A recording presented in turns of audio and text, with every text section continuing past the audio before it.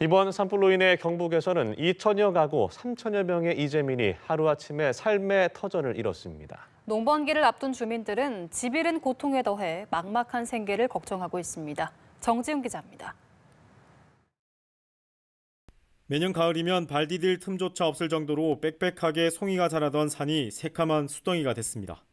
타버린 흙을 뒤집자 곳곳에서 발아하지 못한 흰빛의 죽은 송이 균주들이 보입니다. 수십 년 정성스레 산을 가꾸던 농민은 하루아침 잿더미가 된 상황이 그저 허탈할 뿐입니다. 영덕군에서 송이가 한 70% 이상이 나오는데 이게 좀 완전 소멸이 돼버리고 지금 완전 전소니까 보시다시피 나무 한 그루 살아있는 나무가 없잖아요. 피해가 크지만 자연산 송이는 피해 복구 지원 항목에 빠져 있어 직접 피해 보상은 한 푼도 받을 수가 없습니다. 자연산 송이는 자연에서 나는 것을 따서 판매하는 임산물이기 때문이란 게 이유인데 앞서 울진 산불 때도 피해 구제를 위해 정부에 제도 개선을 요청했지만 반영되지 않았습니다. 자꾸 자연 발생이라 해갖고 얘기를 하시는데 우리가 그 환경을 만들어줬다는 얘기예요. 2000년도부터 계속. 그것도 중요한데 그걸 빼버리니까 저희들 입장에서는 좀 허탈합니다. 경북 안동 이마면 한 마을.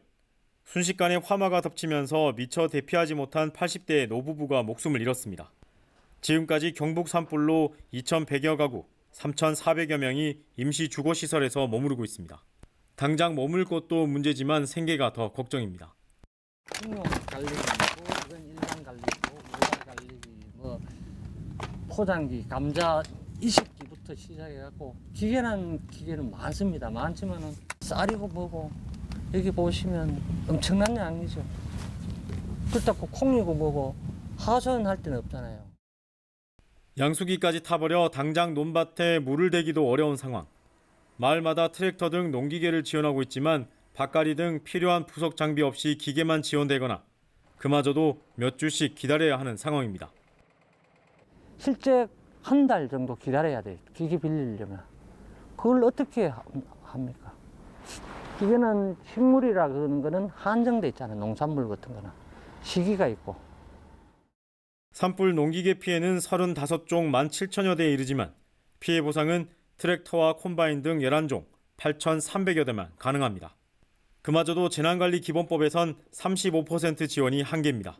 경북도는 정부의 농기계 지원을 위한 추경 예산 지원과 농기계 지원 기종 확대와 지원 한도를 50%까지 완화해달라고 요청할 계획입니다. 연합뉴스TV 정준입니다.